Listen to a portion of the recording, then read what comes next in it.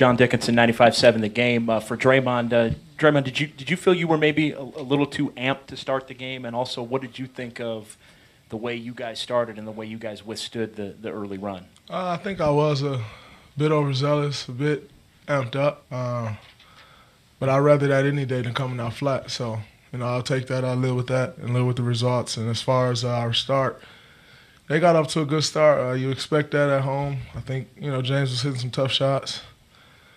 But to withstand that run, it says a lot about our team. We withstood the first run.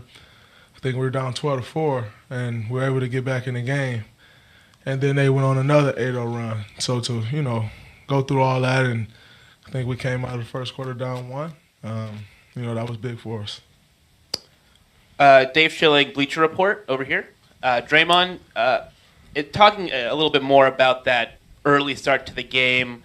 When you're on the road and you're playing in front of a hostile crowd like that, how do you then bring yourself back down, calm down, reset, and get to the point where you can win a basketball game like you did tonight?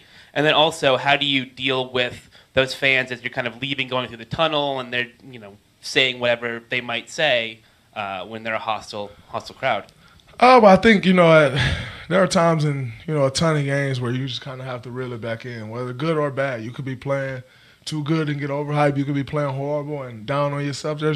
I think that's all a part of being a pro. It makes a difference of having great teammates who always support and having a great coaching staff who's always supporting.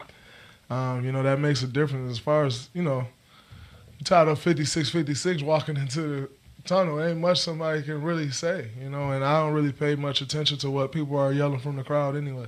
I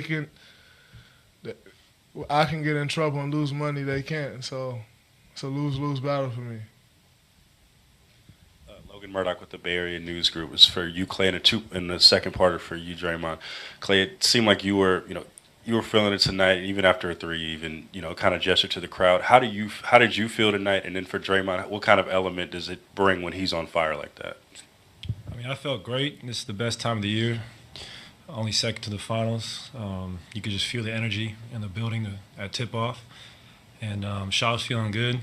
Still a little upset about myself going 6-15 from 3.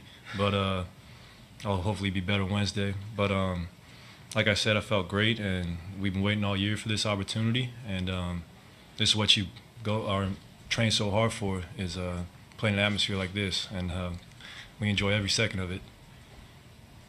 It's, obviously when Klay gets it going like that, it really opens the floor for us. It makes us all the more dangerous in transition when he's running the wing and shooting like that. Nonetheless, that's a huge part of our offense, so it's no surprise that he's able to get it going. That's kind of what we expect. Phil Barber, Santa Rosa Press Democrat, sort of right in front of you guys. Klay, Durant, and Harden were both spectacular tonight. What's it like mentally when you're guarding someone where, even with a hand in the face, they're making shots? And then Draymond, was there a favorite KD moment that you had tonight? Well, it's no fun. It's no fun when someone's making those type of shots because you feel like you did everything in your power to force a bad shot. But that's why they're 2 MVP caliber players, because they make those, and the greats do. And I've grown a lot, and our whole team has not getting deflated. They can go on an 8-0, 10-0 run, but we got so much firepower and playmaking ability. We can get right back into it in a few minutes. So it's no fun, but it's part of the game. You just got to play through it. I think my favorite moment was the one where he drove baseline in the fourth quarter, and he rose up over 2 guys, like flying and leaning out of bounds, and it's kind of a little stick shot. They played great defense on that play, so for him to still hit that shot, it was tough. Anthony Slater with The Athletic. Clay, can you remember a game where you were that open from 3 that many times? It seemed like, you had some looks without anyone on you. There've been many, but in the playoffs, not too many. You just got to take advantage. We got so many great players on this team. They're going to draw attention. You just got to be ready to shoot. Like a guy like Nick Young, who made a huge impact tonight. Might have not been getting the minutes as he wanted in the previous series, but he's a pro and he stayed ready and he stretched the floor the best with anybody. Hopefully, I can get the same kind of looks on Wednesday if I, just run around and look, hunk great shots. Draymond, Houston Chronicle. There was some It looked like some tense clashes between you and Trevor Ariza at certain points in this game. What was the battle between you two guys like tonight? I don't really think we had really any crashes other than me setting the screen. Other than that, we didn't really come in. You know, he was on Steph and KD. We didn't really have any clashes. However, I did think I set a good screen, though.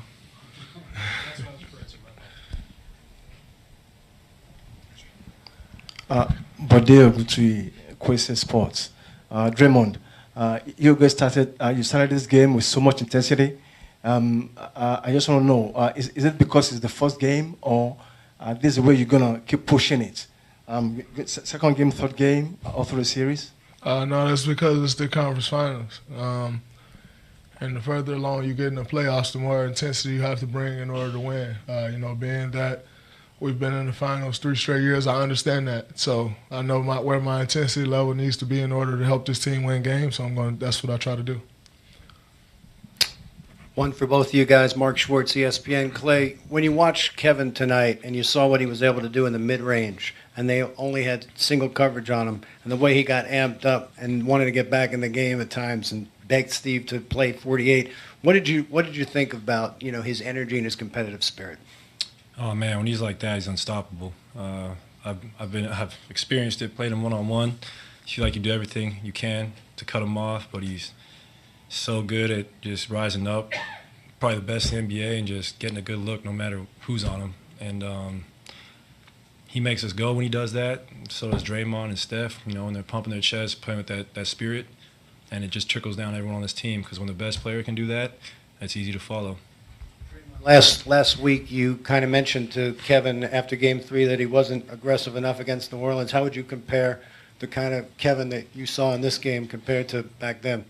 I think it's a huge difference. We saw it in Game 4, we saw it in Game 5, and we saw it tonight. You know, we always need him to stay aggressive like that. You know, I think sometimes when you play on such a great team with other great scorers and Klay and Steph, you tend to sometimes think, oh, man, I need to get him a shot.